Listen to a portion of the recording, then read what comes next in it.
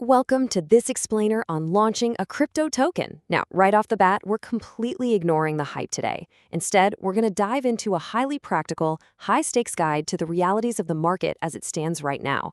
We're breaking down a really comprehensive source manual from the War Library that covers the entire process, literally from initial concept all the way to building your community. And let me tell you, it pulls absolutely zero punches. To really set the tone here, I want to share a quote that perfectly establishes the core reality of this whole explainer. Think of tokens as incredibly powerful amplifiers. They can bootstrap networks, they can turn early customers into super passionate owners, but they absolutely cannot replace a functioning product.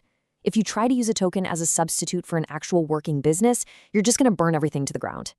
As the quote says, pour fuel on a car with no engine, and well, you just get a fire, not movement. You know, there's a stark contrast between the Wild West of the 2017 token sales and the high stakes of today. Back in 2017, you could literally pitch something ridiculous like Uber for cats, raised $20 million without building a single app, and just disappear into the sunset. But today, the tech is 10 times easier to deploy, but the stakes are 100 times higher. Making a mistake now doesn't just mean you have a failed startup. We're talking SEC lawsuits, rug pull accusations, and actual serious legal jeopardy. You really have to deeply understand the law, the economics, and the community before you even think about writing a single line of code. So here's our roadmap for this explainer. First up, do you need a token? Second, tokenomics and true utility. Third, staying out of jail. Fourth, the token launch playbook.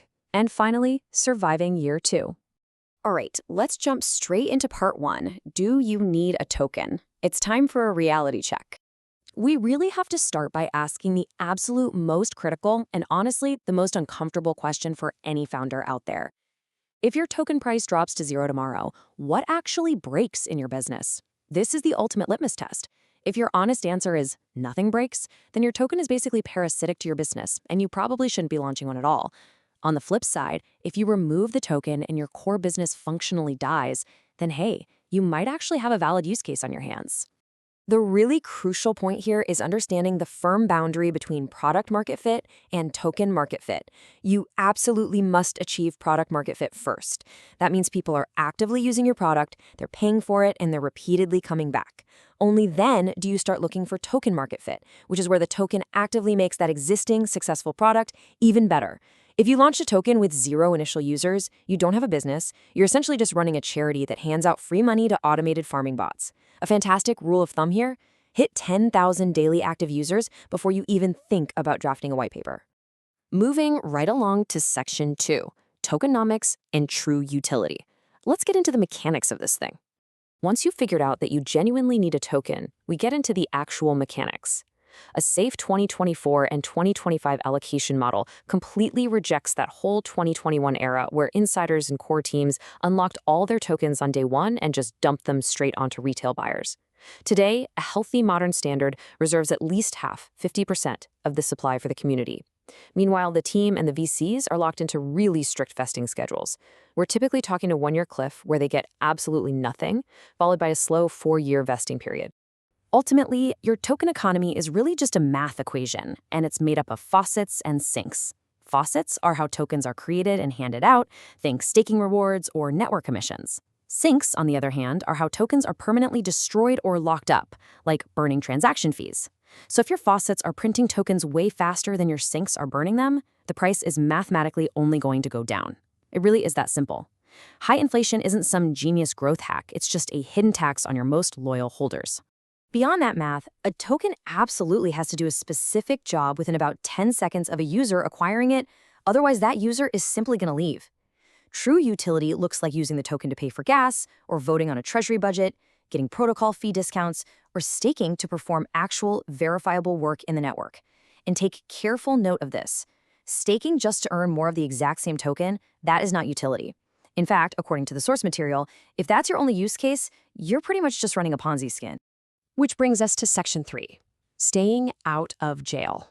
Yeah, the legal threat is very, very real. We are now entering the highest stakes chapter of this explainer, the existential threat of the SEC.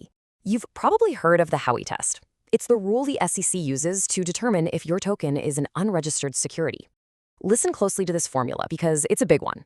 If you sell your token to the public to fund a roadmap built by your central team, you hit all 3 criteria. Boom. You trigger the test, you become an unregistered security, and the penalty is either crippling fines or literal jail time. This exact test is why 99% of those old ICOs failed legally.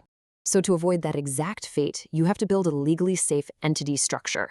And no, you cannot just call yourself a DAO on day one.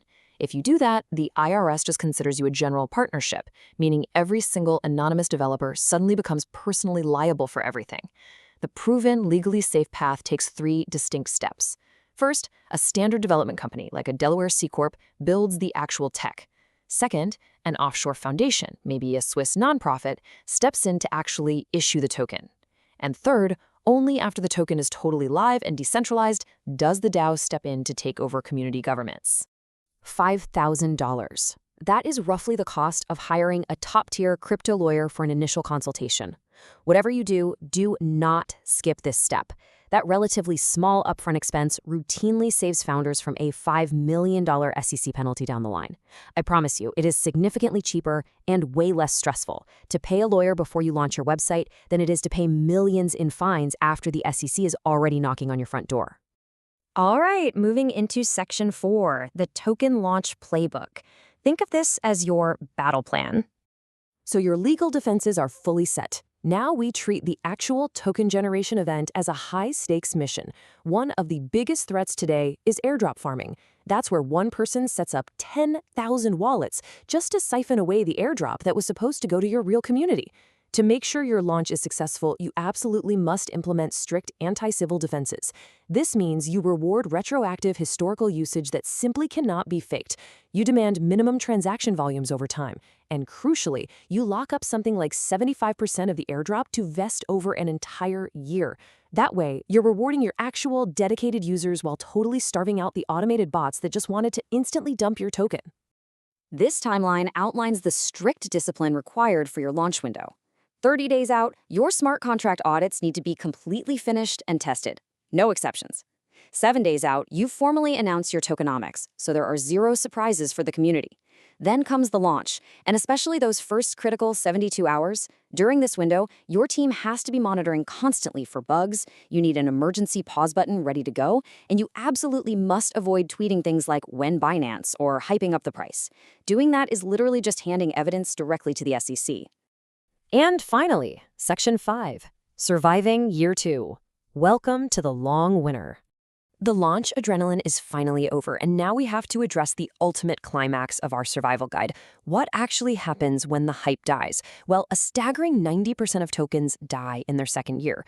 Why? Because that 1-year vesting cliff we talked about earlier finally expires. Team and VC tokens suddenly unlock and flood the open market exactly at the moment when the initial launch buying pressure vanishes. The price collapses, the community gets furious and abandons the project, and the token just quietly dies.